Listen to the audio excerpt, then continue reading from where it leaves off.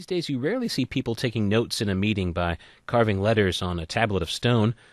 Cameras in more and more courtrooms are making courtroom sketches increasingly obsolete.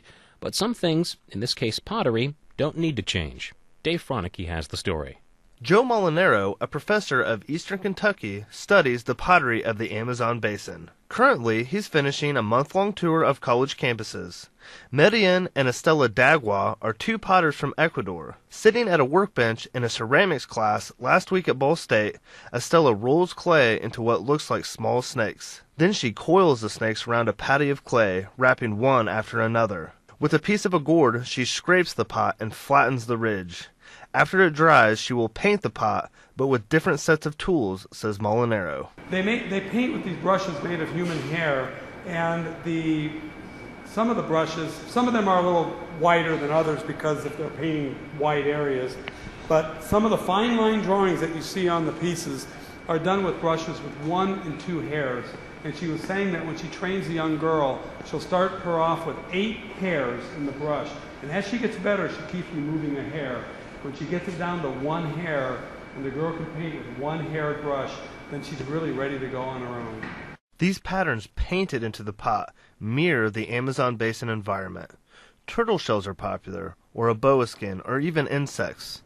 After the painting, which can take up to a few hours for the intricacy, the pots are ready to be fired, baking them to harden and take their final shape.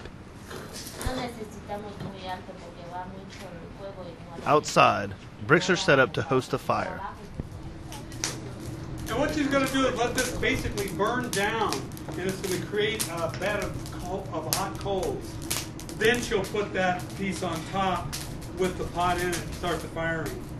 So while that's burning down, she's taking advantage of this heat to preheat these pieces that she's getting ready to fire.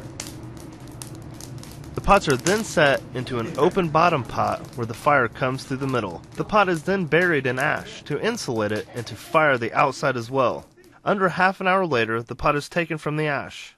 While it's still hot, sap from an Ecuadorian tree is melted all over, acting as a glaze. Then the pot cools and it's ready to be sold. All in all, it's a fairly rapid process, taking less than 3 hours, says Molinaro. This is Dave Froenicke for Indiana ArtsDesk. Now it's time for the Arts Calendar. This Estrada plays at Ball State's University Theater tonight through Saturday, next Thursday through Saturday as well, with a Sunday matinee. Call 285-8749 and mention IPR for a $2 discount. Also tonight and tomorrow, Indiana Wesleyan presents the musical classic My Fair Lady at Philippi Performing Arts Center each night at 7:30. Tickets are $7.50.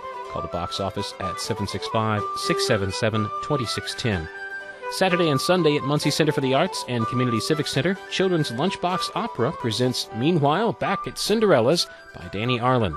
Showtimes are at 1 o'clock both days. Call 286-5347 for more information.